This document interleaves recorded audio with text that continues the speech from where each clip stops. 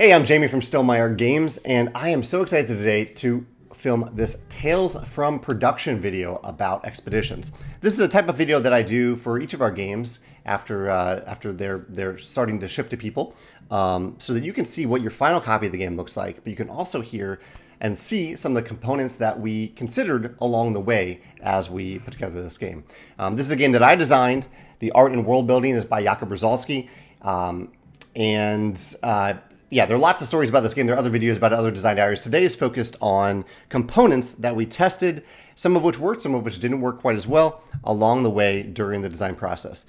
And I wanted to start out with the box itself, because I've heard some people ask me, or some people seem to think that the box is too big. And I wanted to assure you that I think the box is too big too, but it is exactly the size that it needed to be. Originally, the Expeditions box was a square. I like these boxes that are 296 millimeters. I wanted it to be that. I didn't mind if it was a little bit taller, but it didn't work that way. It was too small. Panda, like my manufacturer, literally came back to me and said, Jamie, we can't fit everything in the box. We need to make it bigger. With the key being, and this is the key here, that I wanted an insert that could make the game easy to set up and play. And so here's the game in the insert right here. You can see all the components. I wanted this whole process of pulling things in and out of the box to be easy. I also wanted the insert to protect the components so that you could have these components in good shape for a long time. I wanted the insert to fit sleeved cards, and I wanted it to fit plenty of sleeved cards. So you have 2 slots for sleeved cards here. I wanted to be able to fit these giant hex tiles, which are big because the layout of the board necessitates that the cards fit in between the hex tiles, so they need to be a certain size. It's also helpful because you can easily see the iconology from across the table. The game ends up being around 3 feet by 3 feet on the table, even at a full 5 players. There's a little extra room in this bin here for future tiles that we might release. Tiles of this size, I don't think you really want them floating around the box. You can put them in a bag, but even that's a little bit cumbersome. Over here there's a tray under this section that is full of tokens. There's also a bunch of player mats here that go right up to the top of the insert. And over here you have room for player tokens, and you have the corruption bag over here. And at the bottom of each of these slots in the insert are places to put potential expansion mechs. So yes, there is a little bit of room in this insert for expansions, but even without the expansion content, the insert is pretty full. And so the question of why is the box too big is a little baffling to me, because really truly, as a publisher, I want to make the box as small as possible, but also still be able to fit all the components in the game. I want to make it smaller so it's easier to ship. We can ship it cheaper, it can fit on your shelf better. All of that is a win-win if we can make a smaller box. But everything didn't fit in the box with this insert. The only choice we could have had is not have an insert. We probably could have made this game a square box without the insert, but I think that would have been massively inconvenient for you. I think that would have made the game harder to get to the table. As it is, setup is very easy. You choose your mech, you shuffle these cards, you shuffle the starting cards, give each other a mech mat, pull the bag out, you set up the tiles. The tiles do take a few seconds to put out, but it helps that they're all organized here. And then you pull out this tray that's underneath here. Here, I'll pull out the tray so you can see it. Actually, I'm working on the expansion right now, so I don't want to reveal anything by accident. But there is this tray that you just pull out and you just put it on the table and you go. So I think this is a case where the insert makes the game significantly more playable. Yes, without the insert, the box could have been a little smaller, but with the insert, the box really is as small as we could possibly make it. Yeah, and that's the truth. I would much rather have a smaller box if I could, and this is the smallest that we can make it for you. So I wanted to get that out of the way because I thought that was, it's been an interesting question to hear from people, or an interesting claim to hear, because truly, it's to our benefit to make the box as small as possible. Anyway, let's move past that and focus on these other components that I have. One little thing that I discovered along the way are the little worker meeples. So you have little worker meeples in the game. You can see 2 shades of blue here. That's here for a reason. Originally, the blue workers were this color, but they really blended in, especially in low lighting. They blended in with the green and the purple workers even. because they're fairly dark. And so I had this colorblind app that I use that I always look at. And so I was looking at them through this colorblind app, and I thought that a lighter blue would help differentiate them. So we ended up switching to this lighter blue for the engineer meeples. In terms of colorblind friendliness too, though, each meeple is a different shape. So all the blue meeples are this unique shape. No other meeples are that same shape. So they're both, you can look at them through the viewpoint of shape and color. They're dual coded, which is good for colorblind friendliness. One other small adjustment that I don't think is present on these meeples is that originally the feet were a little narrower and the meeples tended to tip over. So we made the feet a little bit wider so the meeples wouldn't tip over. So we definitely changed that along the way. One other decision point we had during the process. So the game does not include metal coins, but you can buy metal coins for the game. And one of the things that we were looking to change, this is set in the Scythe world. We were going to use the same coins as Scythe, the same metal coins. But one little thing that has bothered me for a while about the Scythe coins is that the $5 coin and the $10 coin are almost the same color. They aren't actually the same color, but when they're next to each other, they look very similar. And so I wanted to change the red coin to a red. And so we looked, or the $5 coin to a red coin. So we looked at a bunch of different reds to figure out which red would look best. I think we ended up going with, I don't actually have the final coins here. I think we ended up going with the light red. They're all very, very close to one another, but it was neat to see a bunch of samples from Panda to choose from among these coins. Again, the metal coins are not in the game, but that was a decision point we were making while working through this game. Let's look over here at the PPCs. This is a pre-production copy of the game. We looked at a lot of different things here in this PPC. So you'll see components in disarray here. So basically what we did, I received this pre-production copy, which looks like a final copy of the game, but it really isn't. And we played it as a team, and I fielded a lot of questions from my team about things that worked, things that didn't work, things that were confusing, mostly about the layout. And maybe the biggest layout change, they were really confused by Basecamp. And you might wonder why I'm saying this. Why wasn't this laid out like this in the prototype? And it kind of was. It was laid out like this in the prototype. It just looked a little bit more like a prototype. And we just didn't get feedback about it. But once we sat down to play it, we were like, why is this chart so big here? Does it correlate to this chart up here? And so we ended up shifting all of this content. This shows you that at the end of the game, for each star you have up here, and this is why it really isn't very clear, but for each star you have on this chart, each goal that you've achieved, you gain this many coins at the end of the game based on how many quests you've solved, the number of hearts that you have, the popularity that you have.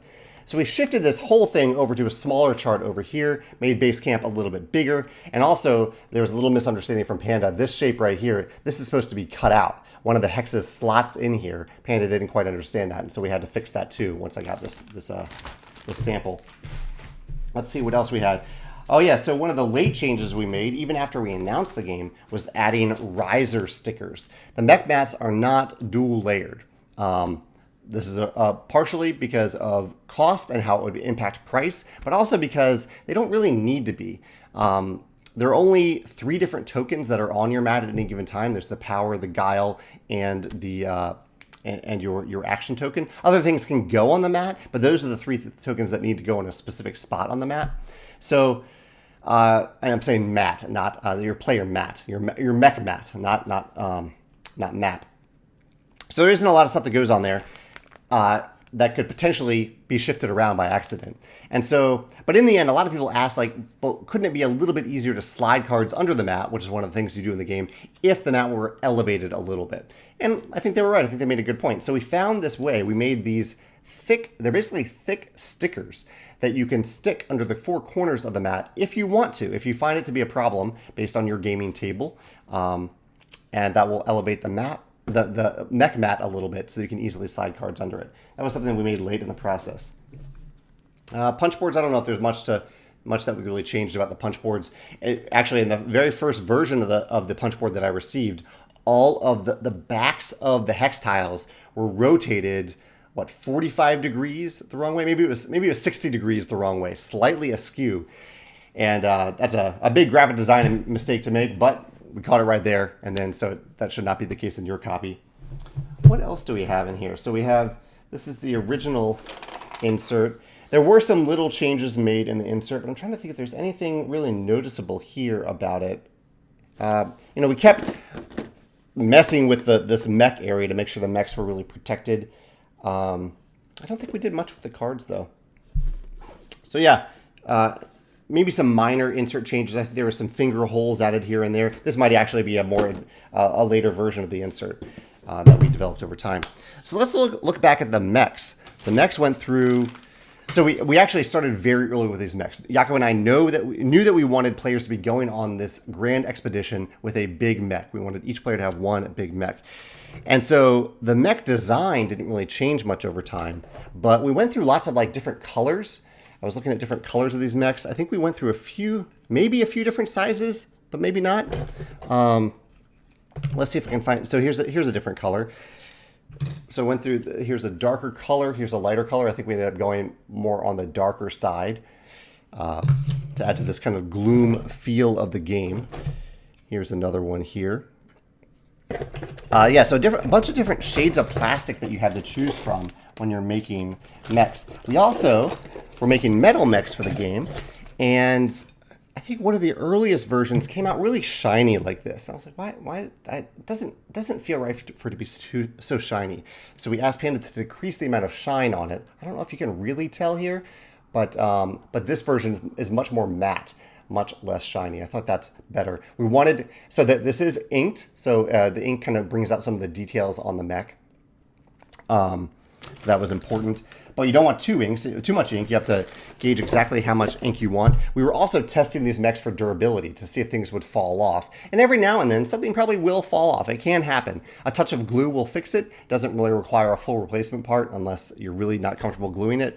But all of these little bits and pieces, or most of them, are attached by glue anyway. This is multiple pieces combined here. So by you gluing it, it is the same as what the factory did in the first place, just with a touch of glue. Again, I don't expect you to do that. Hopefully your mech will arrive in one piece, but that can happen. One other thing we tested during the process was these base snaps. We wanted the base snaps to fit the mechs well, and they didn't always fit all that well during the process. We had to figure out a way to get the bases to fit perfectly. So with the plastic version of the game, the standard version of the game, you have plastic base snaps, plastic mechs. With the Ironclad edition of the game, you have metal mechs and silicon base snaps. I don't know if I have any of those handy right here other than maybe in the box. But the silicon base snaps are a completely different mold. They don't use the same mold as the plastic version. And so we had to also make sure that they could fit onto the base. I did get a request the other day from someone whose silicon base snaps didn't quite fit as tightly as they should have. Hopefully that was a one-off issue. It seems odd that it would be a one-off issue, but we tested that. Like my copy, the base snaps fit perfectly onto the mech. So hopefully that isn't something that is all that widespread. It would be very odd if it were. But yeah, we heavily tested to make sure the base snaps fit onto the plastic mechs and the silicon ones fit onto the metal mechs. Ideally, they would have been interchangeable. Just in case, there are probably edge cases where you might have the plastic version, or you might have the metal version and then you get the plastic version, things like that. And so we wanted them to be interchangeable. I don't think they are entirely interchangeable. Here, let's test it right now to see if they are. Here's a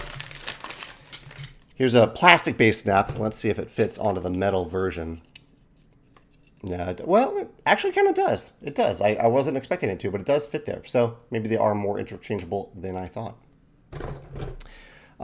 We plan to sell the plastic mechs.